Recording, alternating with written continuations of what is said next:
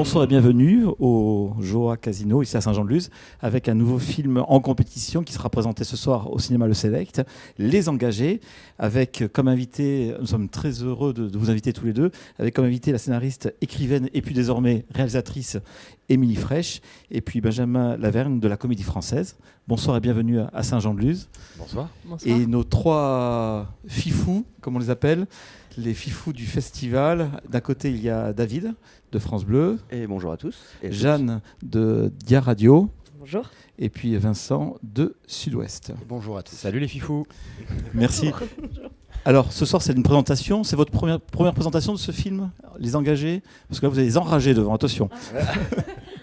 Après avoir vu le film, oui. du coup, ça enchaîne. Les fifous enragés. C'est ça. Pour moi, c'est la première projection publique. Pas pour moi. Pas pour Émilie.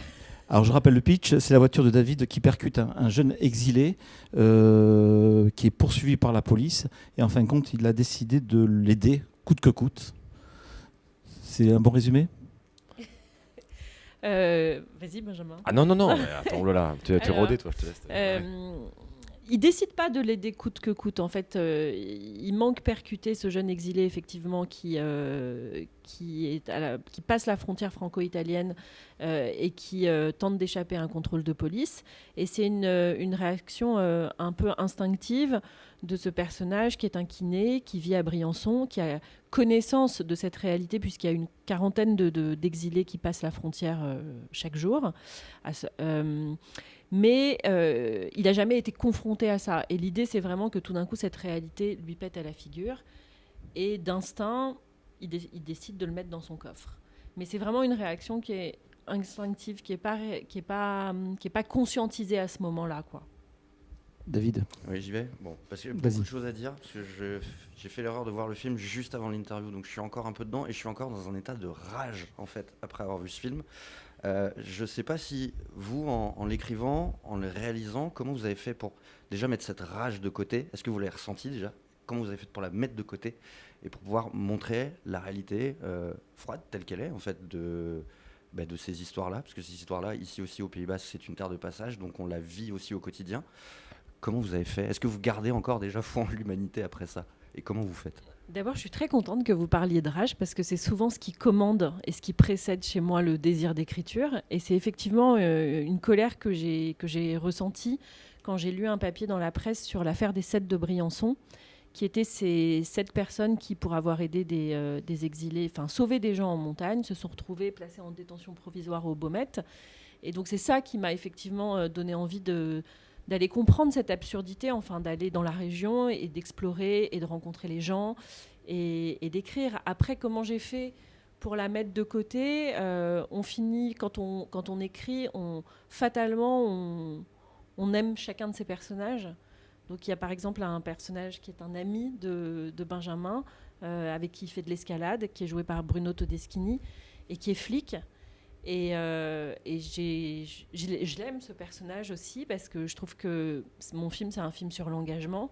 Et s'engager dans les forces de l'ordre, c'est un engagement aussi qui est profond, de décider à un moment donné de défendre son pays, de défendre les valeurs de son pays. C'est pas quelque chose d'anodin. Et donc voilà, comment j'ai essayé de me mettre dans la tête de chacun de ces personnages avec leur complexité, leur questionnement, parce que c'est une région où les questions qu'on se pose sur les questions de frontières, de migration et d'engagement, elles sont extrêmement concrètes. Parce qu'effectivement, il y a cette frontière qui est là, cette zone de non-droit, un peu, on en reparlera sans doute, de ces 10 kilomètres où les exilés sont un peu renvoyés d'un pays à l'autre entre la France et l'Italie. Moi, je me demandais pourquoi avoir décidé de faire une fiction plutôt qu'un documentaire sur un sujet autant d'actualité. Et voilà, ça aurait pu être une autre manière de l'aborder. D'abord parce que je viens de là. Je viens de la fiction. J'aime raconter des histoires. Et que ce n'est pas simplement un film sur la solidarité, sur la question de l'exil. C'est aussi un film sur l'engagement dans le couple, qui me parlait beaucoup. La compagne de Benjamin dans le film est jouée par Julia Piaton. Elle est dans une procédure de divorce compliquée. La question de la garde de ses enfants est centrale. Elle a peur de la perdre. Et voilà, et elle s'est vraiment engagée avec cet homme puisqu'elle a décidé de déménager pour lui.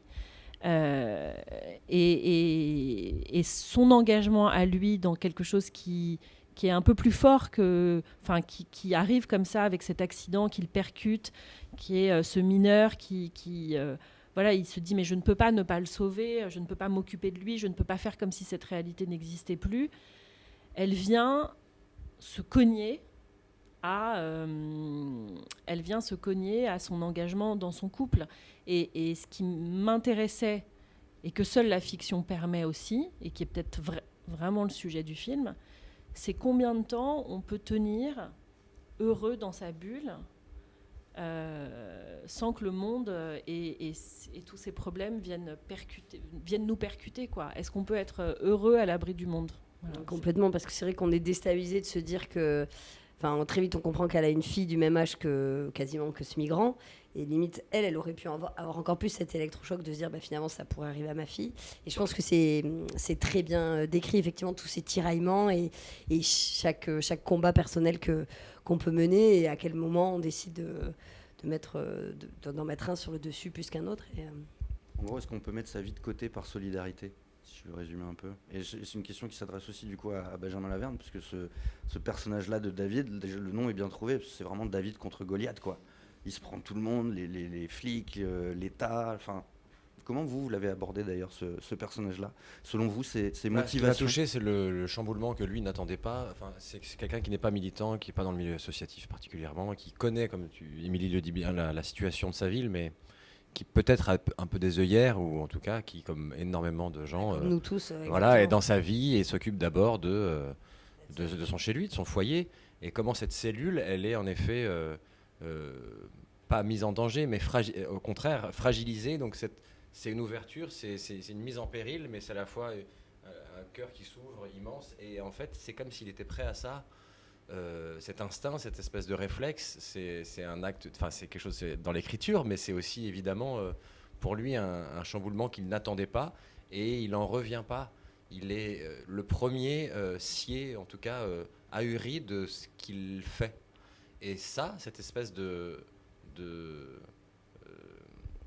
veux dire, le tempo du film et comment moi j'avais à le jouer, ça m'a hyper intéressé, parce que il y a une espèce de candeur, de virginité là-dedans. Il est jamais, et il essaye de comprendre, et le spectateur, je pense, s'identifie beaucoup à lui, parce que on ne connaît pas bien forcément la situation politique de cette ville, et donc le fait que lui soit notre guide, et que moi je me sois ici très vite identifié à lui en me disant bah oui, qu'est-ce que je ferais à sa place, comment mon humanité s'exprimerait peut-être de manière inconsidérée, enfin irraisonnable, parce qu'il est beaucoup aussi question de la désobéissance, et où est-ce qu'on place cette désobéissance, comment on met sa propre morale avant les lois, et comment on s'affranchit de ces lois en l'assumant, parce qu'on estime que c'est mieux, que c'est pour le meilleur.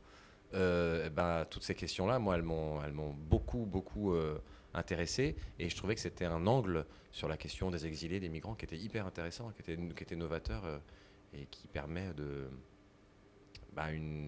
et évidemment aussi donc le rapport à la famille, comment ça impacte, parce que en effet moi je crois beaucoup que c'est aussi une histoire d'amour mise à l'épreuve de ça, et il ne s'agit pas de le mettre en comparaison, c'est pas l'un est plus important que l'autre, enfin c'est sur la hiérarchie des urgences, mais je pense pas qu'il y ait un jugement là-dessus, et c'était vraiment, on voulait éviter ce piège-là, qu'on se dise mais alors il se rend pas compte qu'il faut sauver le monde, et lui il pense qu'à sa petite famille, mais non, je crois pas, je crois qu'au contraire les deux sont... Il y a quelque chose qui m'a intéressé également moi dans votre réalisation, c'est ce regard sur les associations qui sont en même temps ultra précieuses, on le voit, et en même temps qu'on n'arrive pas à comprendre quand on est animé par comme ça une envie de changer le monde, une envie de bien faire, mais et voilà. Et donc c'est quoi comment vous êtes situé par rapport à ça, à cette bienveillance qu'on doit porter envers ces gens qui aident, et en même temps leurs limites, et parce qu'on les voit. Il s'engueule même à un moment donné avec le personnage principal. Bah oui, il devient l'électron libre qui fout la merde un peu. Je pense que quand on s'engage, on répond à quelque chose en soi de très profond. On fait du bien aux autres, mais quelque part, on fait forcément du bien à une part de soi. Et quand Julia, dans le film, lui renvoie ce besoin d'adrénaline,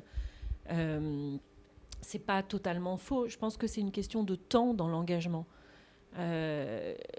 Benjamin l'a dit au début, c'est un personnage qui n'est pas du tout militant, qui découvre ça. Et donc, il a une candeur, une innocence qui, pour moi, était celle de l'adolescence. Voilà, quelque chose de très entier comme ça. Et c'est vrai que les gens qui sont engagés depuis longtemps dans une association, ils ont appris forcément à prendre du recul pour que ce soit supportable et avoir aussi de l'humour. Le personnage d'Hakim, j'espère, fait sourire parce que voilà, il a cette distance. Et puis c'est aussi un partage des tâches, c'est aussi une organisation. Et moi, ce que j'ai trouvé très beau, c'est que c'est peut-être un des derniers lieux où il y a de la vraie mixité sociale. Et j'ai essayé dans le casting en fait de choisir des personnages qui sont diamétralement opposés entre Ludivine de Chastenay, Hakim, Catherine Yegel. Enfin, c'est des profils, c'est des physiques très différents. Et c'est ce qui m'a beaucoup touchée en fait dans le monde associatif. C'est d'avoir en commun un projet, des valeurs et de venir de mondes très très différents. Voilà. Et je pense que ça se retrouve dans plein de milieux associatifs différents. C'est ça exactement cette force-là de se reformer une tribu alors que voilà, on peut devenir effectivement de plein d'endroits différents. Et il y a de l'espoir en fait là-dedans, de partager des choses communes. J'espère. Ouais. Parce que c'est vrai que dans ce film, il y a des moments où on en vient à se demander si s'engager, est-ce que c'est une souffrance, est-ce que c'est un combat, est-ce que c'est tout ça à la fois, alors j'ai presque l'impression qu'on devrait se dire que ça devrait être normal. Le personnage de David, ça devrait être le personnage normal, en fait, dans un monde qui tournerait rond, non ? Le titre s'appelait... le premier titre de travail s'appelait « Dans un monde idéal ». Donc, dans un monde idéal, effectivement... voilà, après, l'engagement, il n'est pas forcément contre les lois. Enfin, c'est-à-dire que là, c'est parce qu'il estime que... les questions de frontières aussi, à son niveau, qu'il estime qu'il est de son devoir de ne pas laisser la situation des citoyens là-bas, des citoyens, enfin des habitants de Briançon, elle est inédite. Enfin, quand ils nous racontent qu'en effet, ils savent qu'il y a à 500 mètres des gens qui potentiellement meurent dans leur montagne pour pas que ça devienne, Émilie le dit souvent, la nouvelle Méditerranée, que les Alpes deviennent un nouveau cimetière. C'est quel que soit vraiment les croyances politiques ou le rapport à l'engagement, c'est des électrochocs et donc ça crée des conflits pardon, je pars un peu de la question, mais dans chaque famille, il y a des espèces de débats. Le rapport à l'engagement, il est en fait... quand vous dites que tout le monde devrait, mais c'est parce que tout le monde n'a pas l'occasion de se prendre ça en pleine face et cet électrochoc-là, eux, ils le ressentent au quotidien, parce qu'il y a 40 exilés en moyenne qui arrivent par jour, parfois plus, jusqu'à 100, et ils sont obligés d'ouvrir les yeux. Et donc... Non, simplement, si je peux me permettre sur ce sujet-là, c'est ce qu'on disait un petit peu en préambule. On est ici à Saint-Jean-de-Luz, on est à 10 km d'Hendaye. Il y a le fleuve Bidassoa qui sépare l'Espagne et la France. Et l'année dernière, je crois, si je ne dis pas de bêtises, il y a eu 8 migrants qui sont décédés. Donc comme Joko Jaillet, pareil, des âges similaires. Et nous, on se le prend en pleine figure, effectivement. Et il y a un vrai débat actuellement autour de cette pression policière. Est-ce qu'il faut contrôler plus ? Est-ce qu'il faut laisser passer ? Ce film, il dit des choses aussi. Et en même temps, il montre un policier engagé, sympathique, parce que c'est son métier. Et voilà. Vous, sur cette question de la pression policière, vous espérez que ce film fasse son effet ? J'ai essayé déjà d'en rendre compte. Donc, d'un point de vue sonore, d'un point de vue visuel, d'avoir ces hélicoptères qui tournaient en permanence. C'est vrai que c'est une chose qui m'a beaucoup marquée quand j'ai été à Briançon, parce que c'est une ville il y a peu d'habitants, mais la présence policière est énorme. Ce qui m'a marqué aussi, c'est qu'on était logé dans un hôtel où il y avait des escadrons de gendarmerie, parce qu'en fait, il y a des rotations, parce que ce qu'on leur demande de faire sur place est quand même très difficile à supporter. Ce qui est intéressant, c'est qu'on parle de désobéissance, mais en fait, quand on parle, pour le coup, aux militants sur place, ils le disent, ils disent, mais nous, on ne désobéit pas, on réclame simplement l'application de la loi. L'application de la loi, c'est la possibilité de demander l'asile, et c'est surtout la possibilité de respecter la présomption de minorité. Et moi, c'est ce qui m'a le plus touchée, c'est pour ça que j'ai mis le cœur du film porte sur un enfant, c'est un mineur. Donc vous me posez la question de est-ce que ce film va changer les choses. On a la chance d'avoir un co-distributeur qui s'appelle Eco Studio qui fait des campagnes d'impact et l'idée c'est que ce film soit au-delà de l'objet cinématographique un objet qui permette aussi d'alerter sur le fait que alors que c'est la grandeur de la France de considérer qu'un être humain quand il est mineur il est avant tout un mineur et non pas un étranger, que cette chose-là, qui est extrêmement précieuse et qui date de l'ordonnance de 1945, est mise à mal. Et qu'il y a beaucoup d'enfants. Et ce que la France doit, au regard de cette ordonnance, à un enfant, c'est d'être hébergé et c'est d'être scolarisé. La France a été plusieurs fois sanctionnée par la Convention des droits de l'enfant, la Convention même européenne des droits de l'homme. Donc oui, évidemment, j'espère qu'au-delà de l'objet cinématographique, ce sera... quelque chose qui nous permette de faire respecter cette présomption de minorité. Il y a d'ailleurs, j'ai l'impression, un gros travail aussi avec les scolaires qui est mené autour du film, non, si j'ai bien compris. Oui, il y a un dossier pédagogique qui a été fait qui m'impressionne beaucoup parce que je le trouve très fourni et je suis très admirative. On a la chance d'avoir 6 ou 7 associations partenaires sur le film, des associations qui sont apolitiques, France Terre d'Asile, la CIMAD, Oxfam, École pour tous. Et ils ont élaboré en collaboration avec notre distributeur ce dossier pédagogique. Il y a 2 versions, une version pour les enseignants et une version pour les élèves. Et c'est vrai que ce film, il rentre dans les programmes à la fois de 4e, de seconde, de première, sur des questions diverses. Et effectivement, ça peut être étudié en classe. Donc, je rencontre demain 3 classes, voilà. 3 lycées, je crois. Oui, demain au Select. Et donc, on aura une rencontre après. Et je me réjouis parce que ce sera... Donc, je ferai ici à Saint-Jean-de-Luz la première rencontre avec des scolaires. C'est une bonne chose. Je reviens juste sur ce que vous avez dit juste avant, parce que c'est vrai qu'il y a un mot dans le film qui est le bouleversant, c'est le mot mijeur. J'avais jamais entendu ça. Vous parlez de présomption de mineur, il y a ce mot qui débarque d'un coup, où on ne sait pas si c'est un majeur, c'est un... C'est aberrant d'entendre ça et on se le prend de plein fouet. Je ne sais pas si vous l'avez découvert, ce mot aussi, en écrivant le film. Exactement.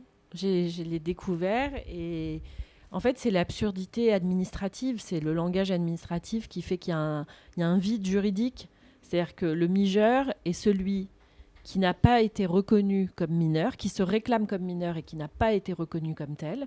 Donc l'administration, c'est-à-dire l'aide sociale à l'enfance, a refusé, au regard de son itinéraire, de son histoire, de le reconnaître comme mineur. Notamment s'il a travaillé. Voilà, notamment s'il a travaillé. Et en même temps, elle est incapable d'apporter la preuve de sa majorité. Donc il est dans un vide juridique, c'est ce qui s'appelle être un mijeur. Voilà, c'est un mijeur. Donc c'est complètement absurde, comme le dit Catherine Hegel dans... Ça fait presque sourire d'ailleurs, parce que c'est... C'est la première fois qu'on l'entend, en tout cas. Effectivement, on a presque envie de sourire en se disant mais non, mais ça n'existe pas, c'est pas possible. Et puis les recours, il y en a, je sais que par exemple, c'est des radiographies qui vont faire des os pour... Enfin, vraiment, c'est assez aberrant de... Enfin, là, pour le coup, le personnage qui incarne Joko, clairement, on voit que c'est un enfant. C'est ce que dit d'ailleurs David à un moment de votre personnage. C'est terrible. D'ailleurs, justement, qu'est-ce qui vous reste de ce rôle encore aujourd'hui ? Puisque quand on sait quand un film sort, quand on le présente, ça fait un moment que normalement le tournage est passé, qu'on est passé à autre chose, qu'on est peut-être même sur un autre rôle, en train de travailler sur autre chose en ce moment. Est-ce qu'il vous reste aujourd'hui quelque chose de David, justement ? Bah oui, bien sûr. Enfin, c'était assez étrange parce que à la fois Émilie, elle souhaitait pas au tout début que je sois trop renseigné, mais que je sois un peu vierge pour que je sois à la hauteur du personnage qui découvre tout ça.